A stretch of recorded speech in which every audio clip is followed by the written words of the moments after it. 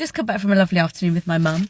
Although, like, every time we see each other, the day did start with the phrase, "Are you all right, darling? You look very tired." But anyway, my mum's 82 and recently her sister died. My dad's obviously just died.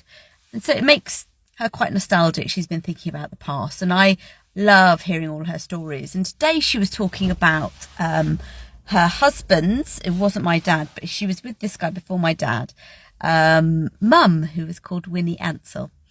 And my mum loved Winnie. And Winnie was pretty exceptional. And I didn't only find this out today, but Winnie was a single parent back in the 40s and 50s, which back then was quite taboo. And she was also a hostess in lots of gay bars in West London. So this woman was completely ahead of her time. And back in those days, because it was illegal to sort of have any sort of homosexual relationship, everything was kind of undercover. So the gay scene back in those days, people would often meet in hotels, and as a sort of cloak of respectability, you'd have straight couples come in, you know, straight couples who were sympathetic to the gay scene. So Winnie, my mum's mother-in-law, would always invite her and her husband along to these hotels, and they were always very glamorous. You know, you imagine a 1950s film in a hotel with these tables, everyone looking very gorgeous in their ball gowns, sipping champagne and cocktails. It was just like that. Danny LaRue was part of the scene. Winnie knew Danny LaRue and all these other glamorous people.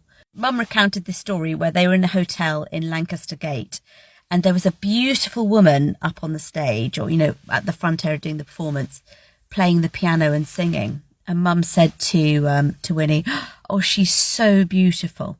And Winnie said to her, "That's a boy, dear." And later on that evening, I don't know if they were, you know, trans or just in drag, but later on, the woman came over to Mum, and Mum said to her, "Oh, you're so beautiful."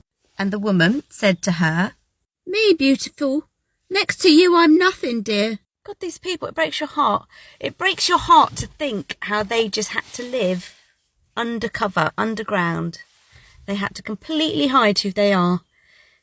It's amazing how much things have changed. And I'm very proud of the fact that my mum was part of the underground gay scene and loved those guys. Hope you found that interesting. I did. Bye.